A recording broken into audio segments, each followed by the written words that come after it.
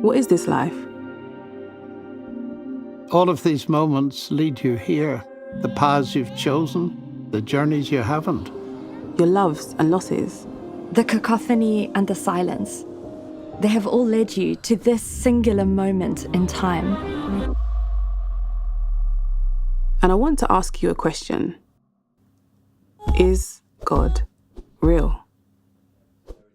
Because I believe God is real. And that question is of utmost importance. Because with this belief comes meaning and purpose, understanding, truth, beauty, goodness, relationship, and eternal life. And I'd like to introduce you to some of my colleagues and friends. A group of thinkers and doers, scholars and communicators at OCA. Hiya. The Oxford Centre for Christian Apologetics. A team of people who share Christian beliefs and who spend their lives understanding how the big questions of God matter today. Who believe Jesus to be the best news for the world. What is this life? Not yours, God's. The God who was born into the world to be known and to know you. A God who knows you have questions. Yes, you. Questions about this whole life thing. A God who has answers.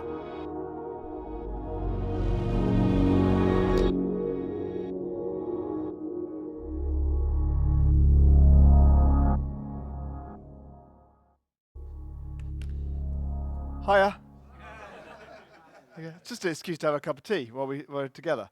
It's great to be with you. Thank you so much. And it's been great. What a stimulating morning. Hope your brains are slightly kind of throbbing with all the information. But it is that matter, isn't it? That one thing we're trying to do is we're trying to understand the times so that we can speak into them. That in one sense, God's truth is everlasting, eternal, unchanging.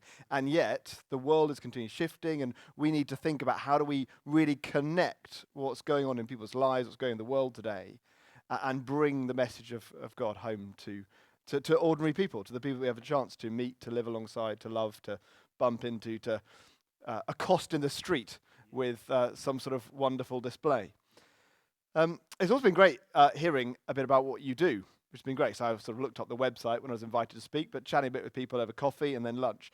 That call to, well, it comes from God, doesn't it? I mean, it might be somebody who said something to you, but you do this because God has called you to it. Actually, when we sang that song, all heaven declares the glory of God, and the verse 2 says, I will proclaim.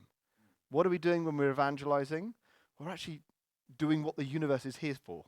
Doing what here for. Each one of you is made in the image of God to reflect his likeness, to be his representative. And yet so many people, they are lost without hope because they don't know their purpose. They don't know their identity. They're lost and floundering and struggling, and yet we have this life-giving message. And a life-giving message, as we heard, not just of straighten up, get yourself aligned, work harder, but that there is one who truly was the best, the true human being, who lived in perfect alignment to the Lord God every day of his life, and yet paid the penalty for us. That we can look to him to know what it really means to be truly, deeply fulfilled as a human being, and that we want our lives just come in line with that, and therefore our lives, everything we do, everything we speak, the way we treat people to line up with that. And that's what we're talking about, isn't it? When we're talking about evangelism, we're talking about telling the story of God's big story of the universe, and his story about you, his story about me, his story about the person that we meet. I've got 2 sessions with you. They're already different from what they were going to be. That was one reason why I turned up this morning, was to minimize any overlap and get a sense of who you were. And so what I'm going to like to is jump almost straight in to this session. So this session, we're going to be thinking particularly about questions and objections.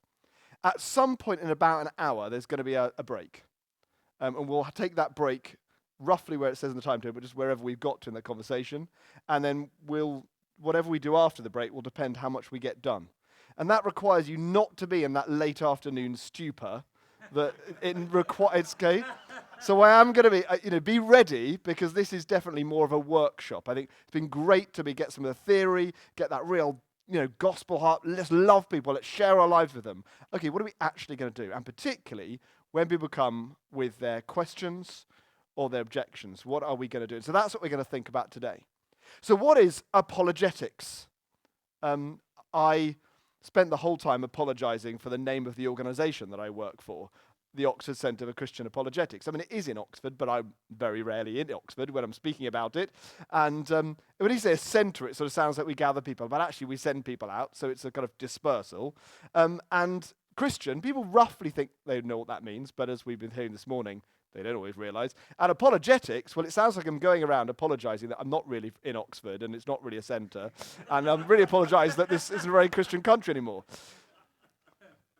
What is apologetics? I mean, I wouldn't make a big fuss about trying to get everyone to understand this, but I think particularly as evangelists, it's really important that we do get what this is. It comes, as I'm sure you know, from the word, it's used a number of times in the Bible, that word in 1 Peter 3, where it says, in your heart set apart Christ as Lord. Remember, this is to ordinary Christians. They're not necessarily leaders. They're not necessarily those called to be evangelists. They're just ordinary Christians who are facing persecution and attack, and any day they could be arrested. And they are brought before magistrates. They are arrested and they're put on trial, and they're to always be ready. It could happen any time. The secret police could come in the night and cart you off, and you could find yourself like Jesus in an unfair nighttime trial where you have to give the reason. You'd be prepared to give an answer to everyone who asks you for the reason for the hope that you have. And it's that word answer. What are you going to say when somebody asks you? And so it's very important that we get the evangel, the message, that Jesus Christ is Lord, that the Lord of the universe has come to be one of us and has died for us. We've got to get that evangel. And that's what evangelism is. So how does apologetics fit into that? Well, I think evangelism and apologetics are actually almost two sides of the same coin. I think it'd be really unhelpful to think of apologetics as some academic sphere over here where we kind of just spend loads of time thinking about arguments, and the real gospel's over here. Actually, I think they're two sides of the same coin, and often it's that when we get to present, we're presenting the evangel, but when often we're on the defense or when people are attacking us, that's often when we're giving an answer. And so I would say that apologetics is evangelism, but it's in dialogue with somebody's questions, objections, searching. That's what apologetics is. It's something in which I'm really connecting in my evangelism, in my proclamation of the gospel, with what's going on for this person. What is going on in their life? What are their questions? What's their journey? And in fact, we don't know where they might be on their faith journey. They might be completely antagonistic. They might be completely ignorant. They might even be in some ways a believer and yet wrestling with a question. What am I going to say when somebody comes up with this question or objection? Our founder, we were founded out of Wycliffe Hall, where Alistair McGrath was the principal. And so he was our first president or something. And he says this in his book, Mere Apologetics. Apologetics is about persuading people that there is a door to another world, a door that perhaps they never realized existed. Evangelism is helping people to open that door and enter into the new world that lies beyond. That kind of idea of apologetics is often apologetics where we're going out and we're first trying to find that hook or that drawing in, that connection point with where people are. Because if we turn and we go, do you know Jesus died for your sins? They're like, who's Jesus? What sins? Why would someone's death have anything to do with me?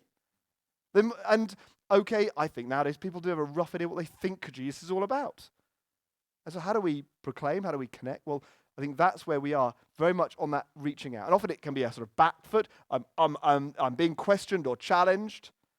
I also want to argue it's front foot. It's like leaning forward. How can we go to people, say, look, this really matters. This is really a lot to do with you.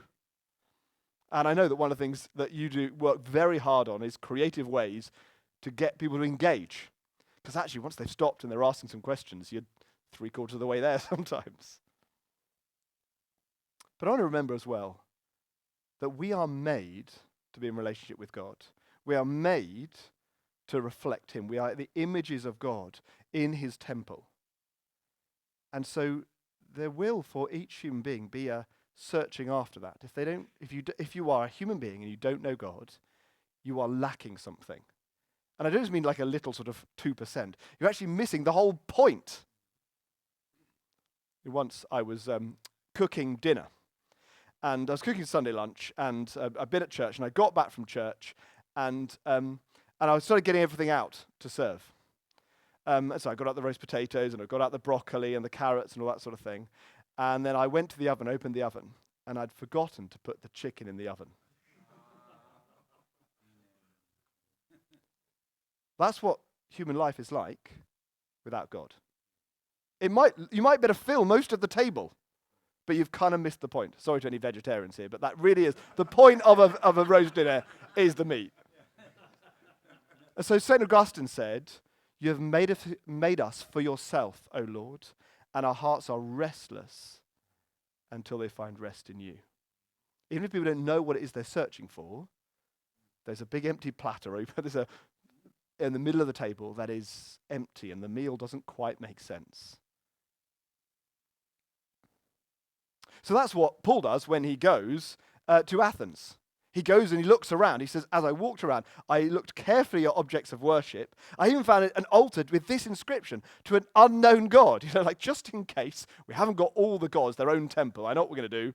We'll have an unknown one. We'll just leave it blank.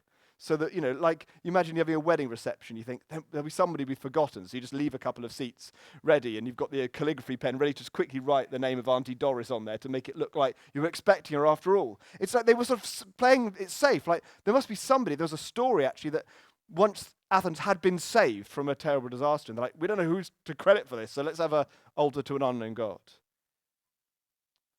And Paul says, that very thing that you worship, that kind of gap that you know is there, but you don't really know how to fill, I'm going to proclaim to you the unknown God. That's what we're doing. And so what we do is we seek to demolish arguments and every pretension that sets itself up against the knowledge of God. Because the problem is most people think they've got the whole meal. In fact, they really are obsessed about roast potatoes. And you want to say, one day you're going to retire and your career will come to an end, and you'll look around and go, what was it all for? Or your family will break up. Go through desperate tragedy, or there'll be a bereavement, or there'll be some marriage breakdown, and suddenly that idol in your life will not be able to bear the weight that you want it to in your satisfaction and identity and all that sort of thing. And we want kindly to take down all those things. Anything that might set itself up in the place of God, to put it down and take every thought captive to make it obedient to Christ. We are doing something. It is, without being academic, and I think it's really important that apologetics isn't seen merely as cerebral, but there is something about taking every thought captive. It is a talking, thinking, listening kind of process as we seek to proclaim the gospel. So I want to say a few things before we get into it. One is, you've got to know your stuff, which I don't mean, it means don't go and preach on the street until you can answer every possible objection, okay? Because, I've actually met a couple of people who are coming towards the end of their ministry, or their kind of full-time ministry, where you probably haven't even worked out all the answers yet. So that's definitely not the point. But I do think there needs to be a continual commitment of each of us to listen to what's going on in the world, to listen to the objections, and to keep going back. One of the most powerful things you can say in dialogue to somebody is, I don't know, but I'll find out for you. I'll find out, because that's a great question. I haven't thought about that before. That's brilliant. I'll find it out for you. We need to be those who are continuing kind of learning. So the more you know, the more you can help somebody. You have to practice. And so one of the things we're going to be doing this afternoon is we're going to be practicing some of this. Some of you will have done it for decades, and so you can show me how to do it. Others of you are really quite new to this, and so you might be thinking a bit nervous. All of us are going to find it socially excruciating, so let's just bear with one another and give it a try. But you've got to practice, because no one is good at something first time round, and particularly we don't want the first time we try something to be on, a real person. It's why surgeons practice with oranges and they practice in the lab, because they don't want the first time they stitch somebody up to be on a patient. And of course you have to step out in faith. You cannot learn enough and practice enough so that you can master this. Apologetics, evangelism is something about stepping out beyond the comfort zone and saying, I am not enough for this. I cannot do it in my own strength. Lord, I need you today. And so we just got to step out and do. So, let's start with facing objections. Has anyone ever had an objection to the Christian faith raised? Some of you haven't. Okay, then this is hypothetical for you one day. Most of you, I hope, therefore, this is relevant. Conversational evangelism is one of the ways we think about it, but that power of the back and forth. One of the things we find is that Jesus loved questions. In fact, I've got to read this statistic. You know, Jesus was asked 183 questions in the Gospels. I mean, it depends exactly how you count them and multiple parts, but about 183 questions are asked of Jesus. People come and say, what must I do to be saved? Or should we pay taxes to Caesar? Or, where's the toilets? I don't know. But people at least record in the Gospels 183 questions. And how did he normally reply? With a question. 307 questions were asked by Jesus. And it's very interesting how I've seen, particularly in modern evangelism and apologetics, people think their job is to answer. So their conversation partner stands up and asks a question, and they go, ha, I will go into my bank of answers. Great, okay, here you go. Win. That's just not how it works. That's not how Jesus did it. Actually, what Jesus did is he engaged with people. And okay, he was God incarnate and everything, but we have the same Spirit available to us, and we have the Bible, and we have people around us to help us. We need to be those who kind of are going, okay, what's going on for this person? And we need to think about the questions that we might answer. In fact, when you look at the Gospels and you see those 183 questions that Jesus asked, he directly answers about 8 of them. That astonishingly few times that he actually says, right, I'm going to give you a straight answer today. And yes, okay, part of that was the Jewish tradition, but there's a reason it's the Jewish tradition, because actually it's a great way to learn. And it really encourages dialogue because it opens up the conversation. It shows genuine interest. It encourages somebody to keep thinking. It actually takes the pressure off us as well. If you thought that, you're asked a tricky question and you start answering it, and about halfway through you realize you're talking nothing to do with anything, and you're just thinking, how do I get out of this word mess I've just created for myself? Well, ask a question. It's also really ordinary. I don't know, have you ever done that thing where you bump into somebody, oh, how are you? And they actually tell you? And I don't mean they just go, actually, I'm having a tough time, which you'd probably appreciate a bit of honesty, but they start listing everything they've done this week. And you kind of think, oh my God, that was not the question. I feel sometimes we do that. We just come straight up with a huge amount of answers. The other thing that I think answering the question does so well is that it gets us to the question behind the question.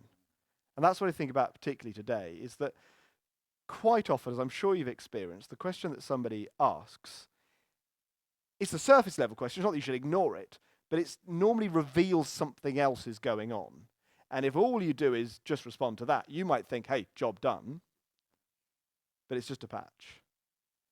And it's a little bit like, you go to see the doctor, you say, I've got a headache, and they go, here's some paracetamol. And they don't ask any other questions and find out, and they don't send you for any scans or anything, and they just keep getting rid of the symptom, but they don't actually find out you've got a brain tumor.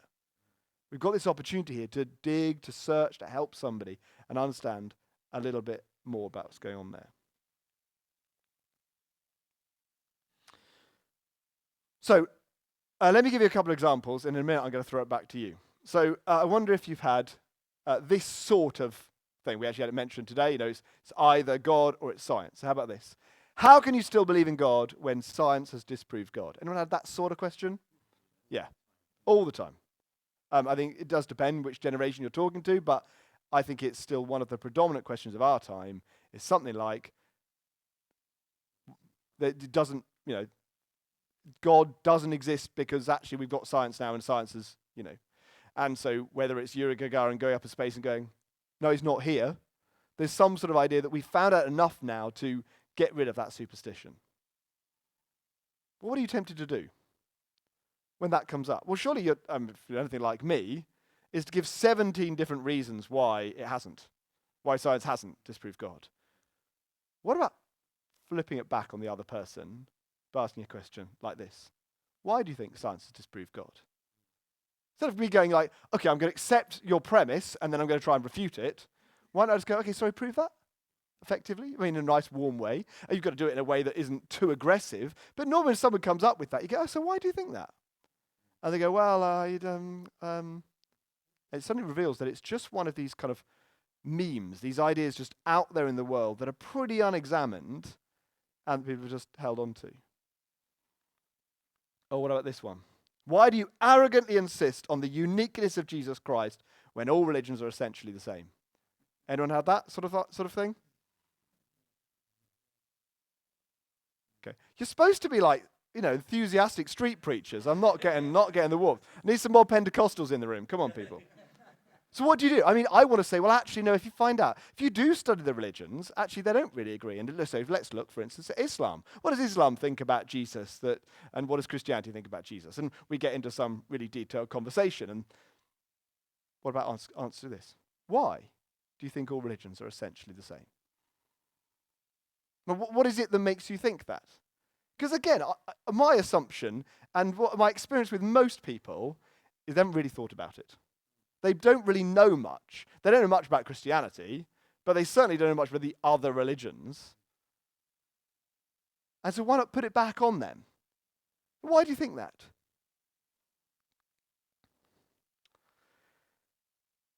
I think the objections we get, and this, forgive me if this is very familiar to you. Again, I'm aware that hopefully it's a refresher for those of you who've done loads of this before, and hopefully it's really helpful to those of you just beginning. And even if you know it all, everything, it might be helpful as something that you want to use in some of your training. But I think it can be helpful to think of the objections we get normally being in one of three areas. There are more, but I think most of the questions and objections we get tend to be in one of these three areas. The first is that Christianity is irrational.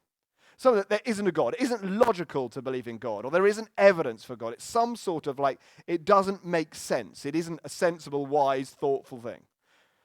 And that might be about science, or it might be about the historicity of the Bible, or it might be about the certainty of knowing things in the past, or it might be whatever. But it's something about thought. It's basically irrational. Christian belief is irrational. The second is immoral. I don't actually like God. As in, I don't think Christian teaching is a very good idea. Or what about in the Bible when God commands the genocide of the Canaanites? Or what about Christian views of sexuality? Why would I don't like your God. I don't like your religion. I'm not happy with it. And I think that is a basic question about Christianity, about Christian faith being immoral. And third is this irrelevance. What's it got to do with me? It just doesn't compute. And whether that's just because it's really old and been around for ages, or because they're pretty happy doing what they're doing, they're kind of like, well, whatever you're talking about, it just doesn't. Oh, by the way, you can all have the PowerPoint afterwards, so you don't need to have. You're welcome to take photos, but then you just have my lovely face in the way. You can all have the PowerPoint afterwards. But effectively, a question of relevance. I don't need God. What's this got to do with me? So, this is where I'm going to ask you to turn into groups. You'll need a notebook or something, and we're going to do each of those three sections in turn. And I'm going to put up a few of the sort of statements, objections, or questions that might come up in that area. This is particularly in Britain, if you say, we're going to do a group task, everyone just goes, you know what, we were going to tolerate listening to you for an hour. Do we really have to talk to the people next to us? You do, yes. Keep you awake, if nothing else. Give me a rest. So what I'm going to do is I'm going to put up on the screen, let me show you, I'm going to put up just a few examples, for instance, of irrational objections or questions around rationality, okay? And I want you to do is for each of those objections, or maybe just pick one and spend a bit of time on one, because sometimes, drilling deep on one really helps, and then you can do the rest yourselves. I want you to think, okay, what question might I ask in response to that objection or question? Okay, don't want you to come up with an answer, I want you to come up with a question. Make sense? Great. 5 minutes. Let's have a look at irrational. We're going to come on to the others in a minute. There's just irrational. It doesn't make sense. Or God doesn't exist. Okay. We don't need to stop. You can come back to this. We've got coffee time. You've got evening meals. You can stay up to midnight if you, as long as I care. If each group would give us one example, so give us an objection, either one that's on the screen or another one that you just described, and then one or two questions that you would give in answer to it. We're not going to feedback on everything. Just pick one in your group, pick somebody, and let's just hear. We're going to start at the back there. Mr. General Secretary. These two are writing it down. We might as well start with the hardest one. Believing in God is like believing in Santa Claus. Simply ask, how have you figured that out? How have you worked that out? Yeah, good question. What was it? How have you worked that out? How did you work that out? That's a good question. Great. Group in front. In front of the camera there. Oh, do you have another one at the back? Do you want to give us another one? Or? No. Okay, in front of the camera. You had some good ones. Oh, do you want Did I? I had a good one. So how can you trust the Bible? It's written by men. Mm-hmm. Yeah. Where did you get everything you know? Where did you get that? Do you read books?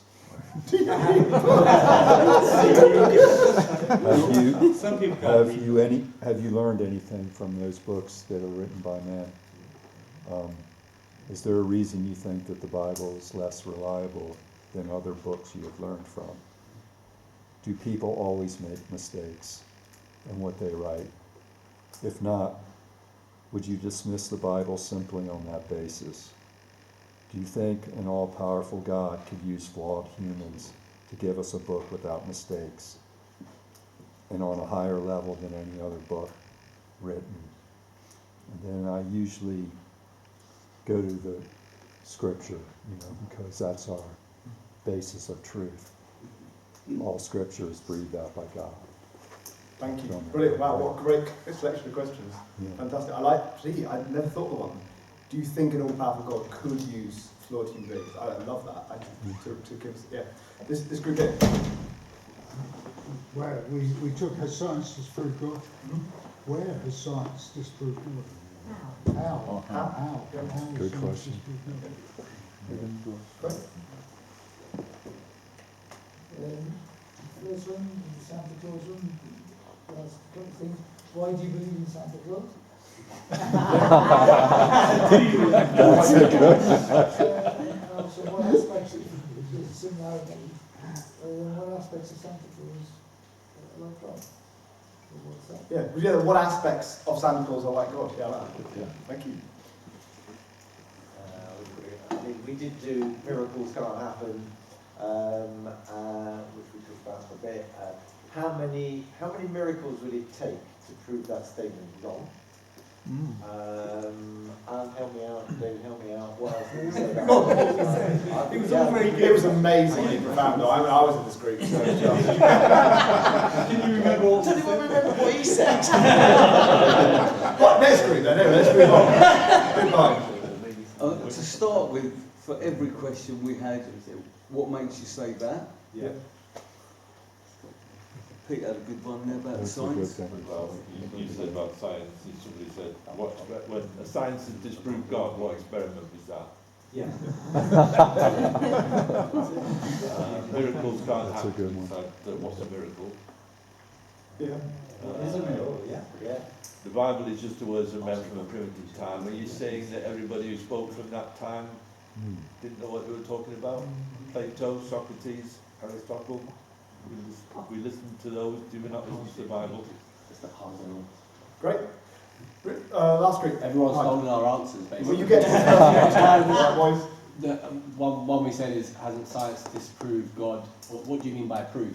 Is a good starting point sometimes. What does proof mean? What evidence mean to you? Yeah. And go from there. As well, like, what about Christian scientists who are probably smarter than the person asking the question? Obviously, don't say that. Okay, yeah. Or like, What's your IQ? I'm going to use. Thank you. Great. Wonderful. So, I mean, they're all great. But I suppose what I'm trying to do is get us into the discipline of thinking, what might we say in that situation? And again, you practice it, you think in advance, you think. I mean, I think just one of those that goes, what is the presumption in this question? What are they taking for granted in this question? So actually, the miracles one, I mean, one of my favourite things is you kind of go, why do you think that? What makes you think miracles can't happen? Because actually it's a kind of logical circle. You see what I mean? It doesn't go anywhere. It's not based on anything. It's actually a faith position. Okay, irrational. So these are some examples. If belief in God is as childish as belief in Father Christmas, why do no adults believe in Santa Claus whilst millions of them believe in God? Are you saying that it's impossible to be a thinker and a Christian at the same time? How do you know that miracles are impossible? Why do you think the Bible is a fairy tale? Have you read it? If you don't believe in God, what are your thoughts as to how the universe came to be here? So just an open question, not even that aggressive, but just they're going, oh, science, there's no way God made the world. So what are your thoughts? Just really open. So sometimes, and I guess you're probably more used to this than me, but you're reading something in that person. This is a kind of feisty person who's going to quite enjoy a debate, and you can probably give them a bit of a slug, and they'll quite enjoy it. Or is it someone who's genuinely seeking, and I need to go a bit more gentle? And we learn that as we go along, don't we?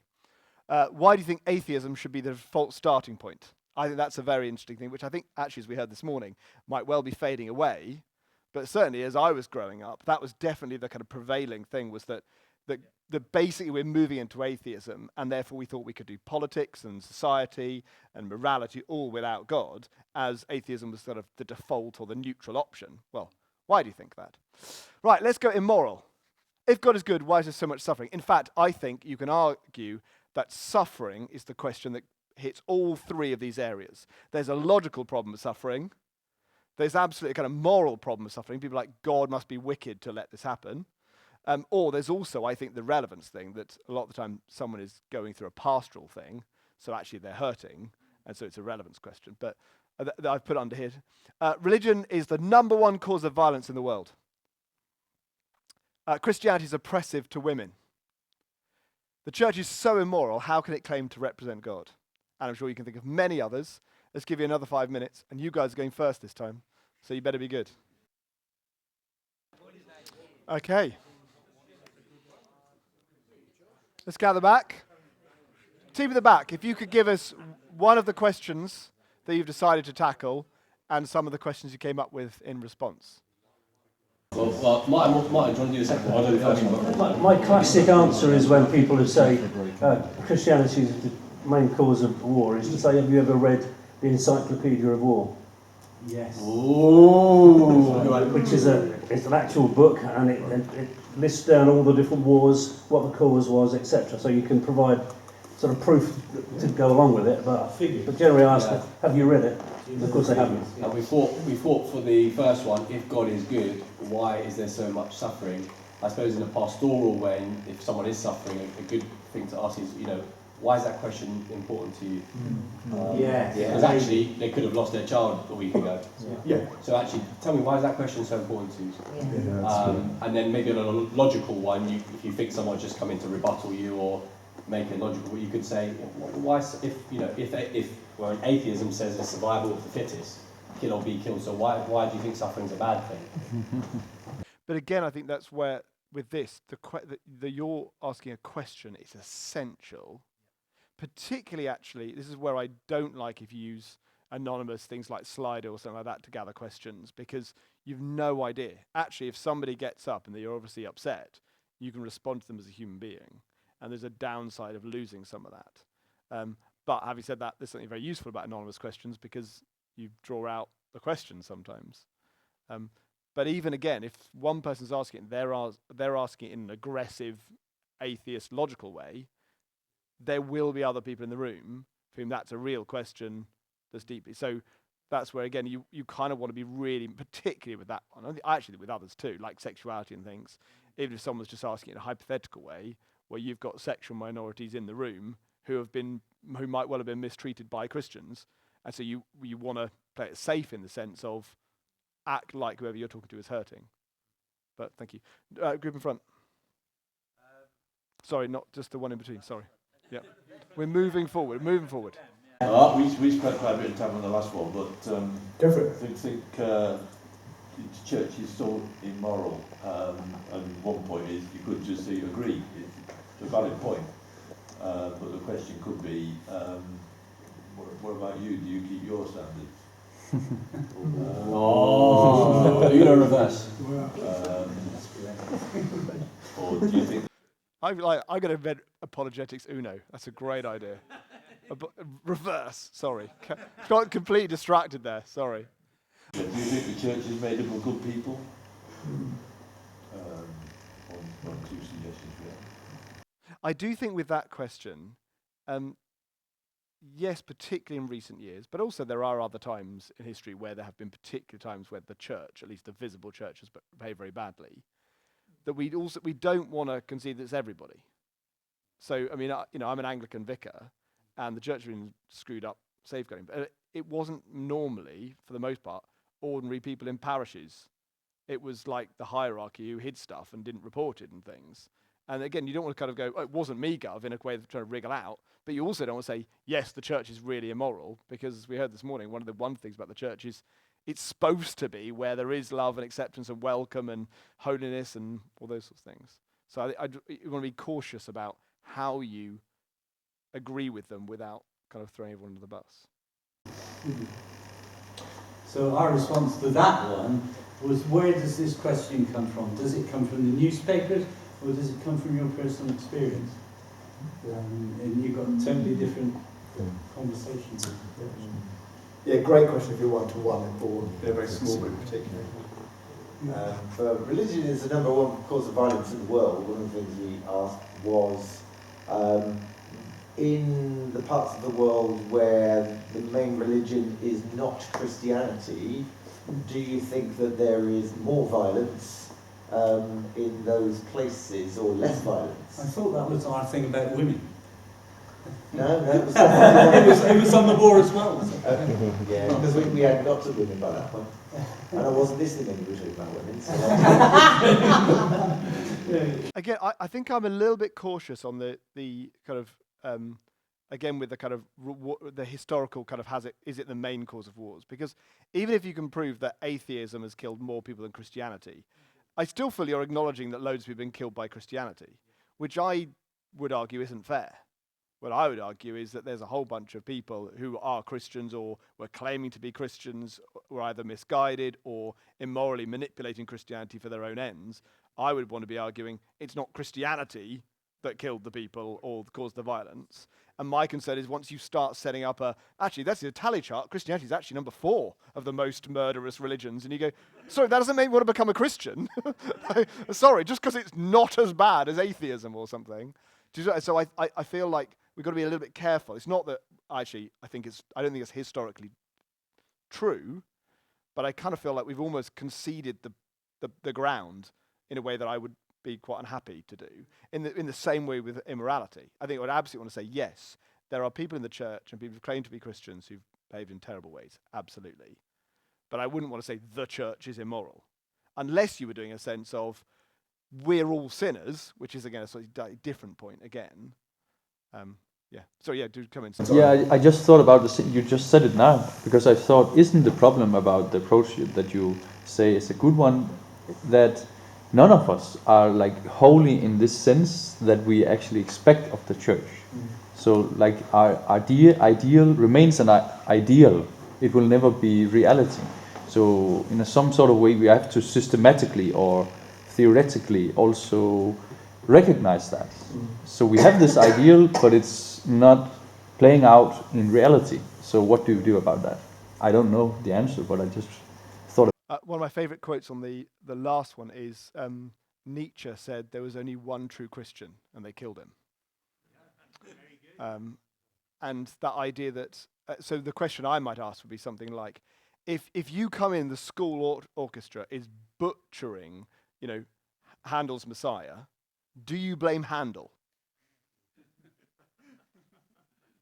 If there's a screeching of the violins, do you go, my word, why don't we dig up Handel and burn him? Or do you think, my goodness, someone needs to get a better music teacher at this school?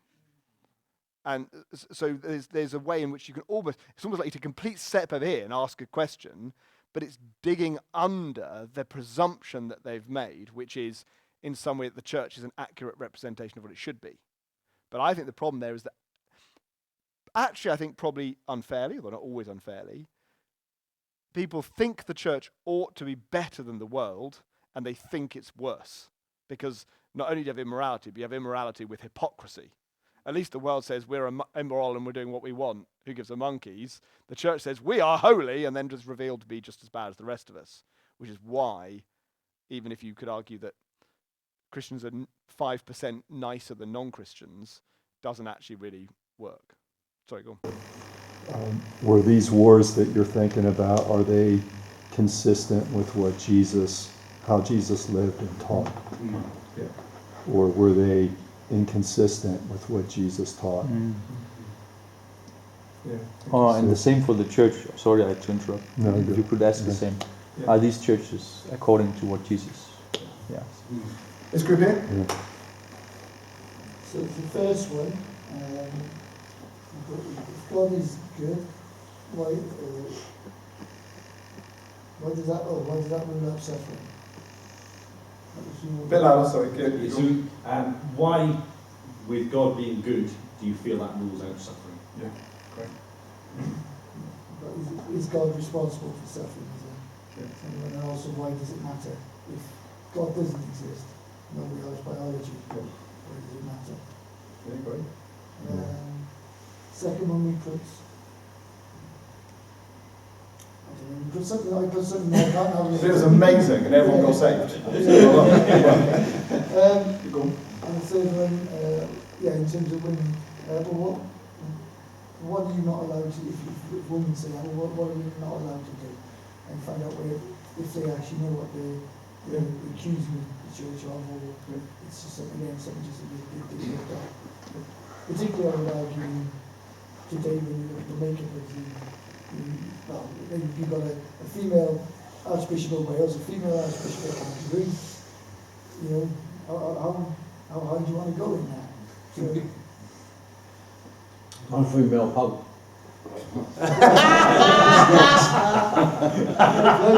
Maybe not in our lifetime. I mean, one question you could ask is, what are the forces in history you think have been most successful in liberating women? For instance. Sorry. You go on. Sorry. Can I just say on that note, Christianity is oppressive to women. I might respond back by saying, can I tell you how Jesus liberated women 2,000 years ago? And there's lots to be said about that. Oh, that's brilliant. It is verging into an answer. Yeah. You're going, can I give you an answer to that question? Yeah, so can I tell you how Jesus, if I frame it as a question back, can I tell you how Jesus liberated women? Well, actually, I think we should do that a lot more. I think we should ask permission to give an answer a lot more often than we do. We tend to just go with guns. That group there in the middle there. We just, most of what's already been said. Yeah.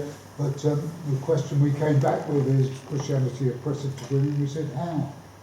How is it? Yeah, not exactly. And for on the church being immoral, we wanted to ask them, do you go to church? Attend the church? No, again, it depends on the season. But if you can do something that you're just digging, do you actually have any information here? Or is this just something you've heard that you're throwing at me? Because, again, we're trying to read the person, aren't we? Because we could have right now in front of our face somebody who was abused by a priest. And if you go, not all vicars are evil, or you go, what do you know about it? They're kind of like, well, actually, and then suddenly you've got a safeguarding situation. You're finding out where they're at before you launch into it. Next group. Did you want anything else? Well, I think 1 and 3 and 4 we talked about doing it personal. Some of you already mentioned that. So the first one I usually do when people say something like that. I said, I'm curious to know, did you have any suffering in your life? And it's possible or difficult to see God in that. And you could ask the other questions in a similar way. Last group will come back. Last group will back. Anything to add? Maybe the first one, what part would you say mankind had in regards to the suffering? Yeah. Yeah, thank you. I've had 3 people, and a few of them I know, 2 of them I know really personally, that were very affected, really affected badly And I think if I thought deep enough, it'd be very full. In that, about that last question, who were badly treated and abused. In fact, I do know 3 of them personally that were abused by people in power in the church. And all but at least 2 of them, one was 95 when I met him, and he was still talking about things that happened to him when he was 10 years. And one of the lads, one of the people, another elderly fella, he said, if that's the church, I want nothing to do with it. So, and you can understand the pain. This is why I think with some of these ones that are a lot more personal, which tend to happen in the more moral thing, but you never quite know what the question is before you ask, is I think some acknowledgement, I'm really sorry if your experience of the church has been negative. Or if you're talking to a woman, she's raising the question about oppression, I'm really sorry if you have felt oppressed by the church. Because then you're kind of acknowledging it without pouring into a massive thing, and you soften the situation, and hopefully you'll see in the other person some sort of sense of either relief or aggression or whatever, and you can get a bit of a picture of what's going on. Last 2 comments. Yeah, and I think with the suffering question, because we do get it asked a lot, and bear in mind what you've just said, absolute compassion towards that person, because we've all suffered, but the question I will always end up asking, quite early-ish on, is what would you like God to do about the suffering? Because we might have already covered that most suffering in the world, most of it, not all, is done by human beings, us. But what would you like God to do? And then if you break that down, the person say, well, I like that to happen, and okay, so you want him to intervene in every single situation, you know? And actually, but with that one, if you take the if, so you say if they say if God is good, you go, okay, well if he is good, what would you want him to do? So you're almost you're finding that connection point and then pushing back. Last comment. My sort of background thinking on this one as well is there are times when you have to ask a question, not answer the question or state they're making. It's answering the question that's behind that question. And it's interesting when Jesus and Nicodemus met, Nicodemus would come up and then Jesus said something else, which in actual fact he was answering the question he wasn't asking. And some of these things are just thrown up at the front, but behind them, that's the question you need to be dealing with, not just the surface one. Yes, and one of the things I've tended to find in smaller dialogue, not always in a sort of bigger setting, is that the first question is they're testing you. Not necessarily in your ability to answer it, but in your compassion or your reasonableness, or am I taking the question seriously? So actually, if you're thinking, okay, if I was coming along to this and I had some questions about God and I was actually I was seeking, what would I want to find in the person who I asked? I'd want to find they were listening, that they cared, that they got the question, that they were thoughtful, all those things. So if you can do all those things actually and still not give a decent answer, but you're still winning you're winning a conversation with that person, and almost it's better. Whereas I think a lot of the time, especially if you're coming up with watching like the short videos on TikTok and everything and seeing like knockdown arguments, and people now are cutting bits out of, a John Lennox debate and going, John Lennox slays in this. And like, that's not where we want to go. We actually did some commenting in John Lennox's game. I don't really like the title of this video. Would you mind changing it to John Lennox engages well with somebody's question? But it's that sort of thing where what does somebody actually want? They want somebody who takes them and their question seriously. And it's probably, you're right, the question behind the question or the second question will be the more interesting one and the one that you really want to get. Which is again why I would argue, you don't want to get into a massive debate about which religion has killed the most number of people. Because that probably isn't the reason they're not coming to Jesus, even though that is the one you've got to take seriously because they've come up with. Yes, that's on a slide in about 3 slides' time, but that was brilliant. Thank you so much, brother.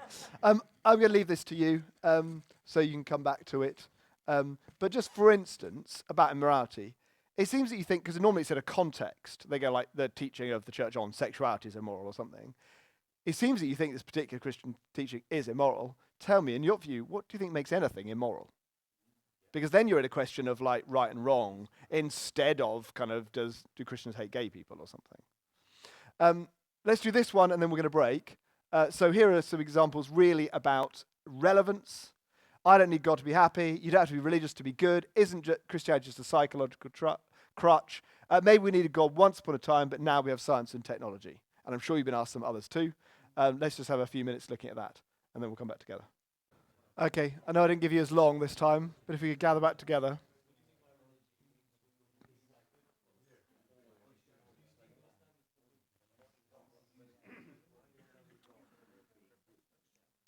Let's start at the front here.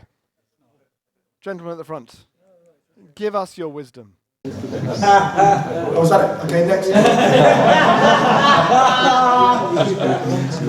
Introduce you, ladies. Could always cancel the second session. The first question is, what do you actually need to be happy? Okay, and how would you define happiness? Second question, what do you understand about religion and God? Yeah. So it's going to really discuss the third one so much. And the fourth one, has technology never let you down? Oh, I like that, yeah. Okay. And is the Has technology never let you down? All the time. And is the world a better place at the moment for it? Yeah, great. Next group, let's go back one. Well, our answer to is Christianity a psychological crutch is yes, but I've got a psychologically broken leg. Who's limping? You don't have to be religious to be good. What's your definition of good? Yeah. How would you assess that?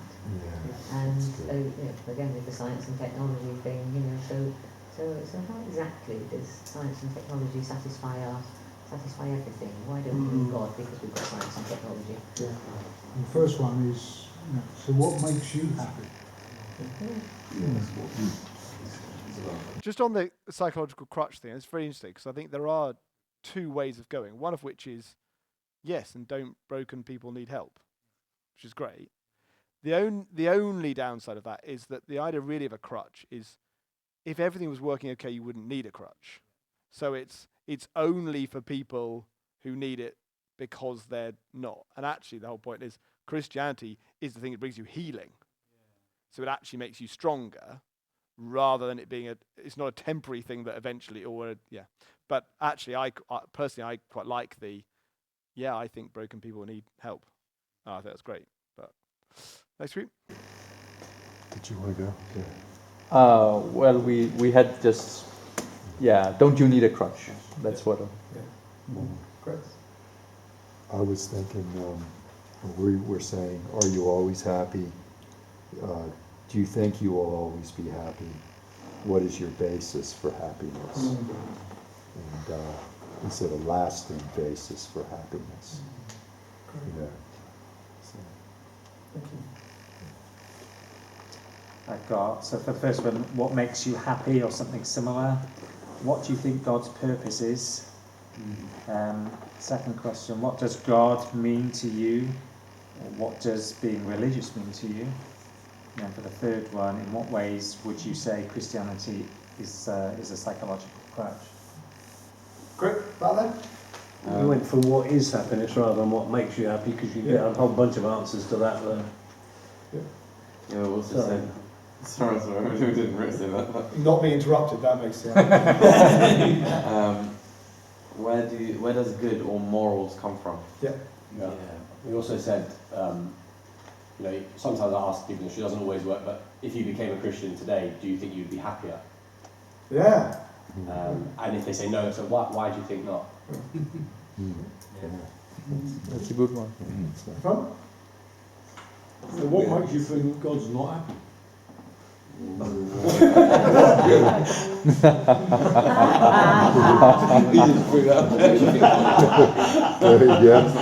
Did you say that one? No, he didn't.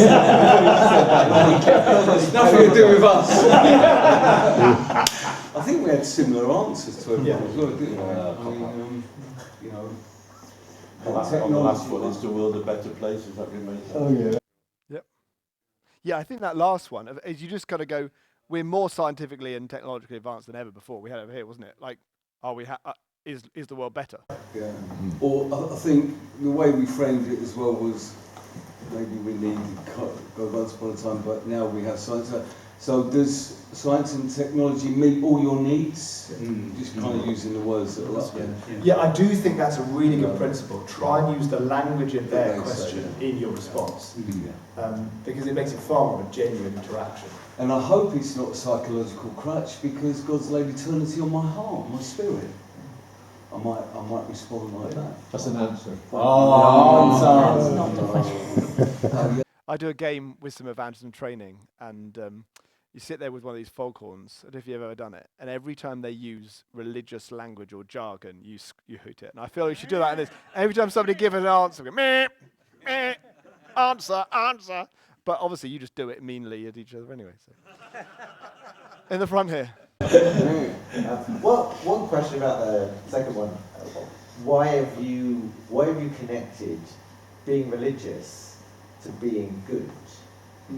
What's the connection that you perceive that there should be between those two things? Wow. Yeah. Wow. That's a good idea. Because there are, broadly, there are two different ways we're tending to do it. One of which is to come up with something in a way that sort of confronts, almost even undermines their question, which again, depends what mode we're in. But, there is a kind of give and take. I've got one friend who's an evangelist, and he came up by speaking at Speaker's Corner. So even though that's not the majority where he does it, that's where he came up. And so therefore, that's his kind of mode, if you let him, is he's quite feisty. But when you've got, an imam on the ladder next to you, he's feisty too. So actually, they're the rules of the game. You go to some nice tea party in a city with the the kind of, multi-faith community thing. You've got to adopt a different mode. Or if you're the kind of expert and they're a person just coming seeking, it's a different mode. But I quite like the idea of a question that actually goes, that's really interesting. Let's take that further, which is kind of going, instead of going, you're kind of going, let's go this way together. Let's explore this. Yeah, see where it goes. And again, I suppose it depends on the context, who you're there, and that sort of thing. Yeah. For the last one, where does the ability to make science and technology come from?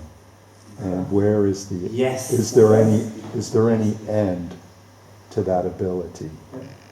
And if there is an end to that ability,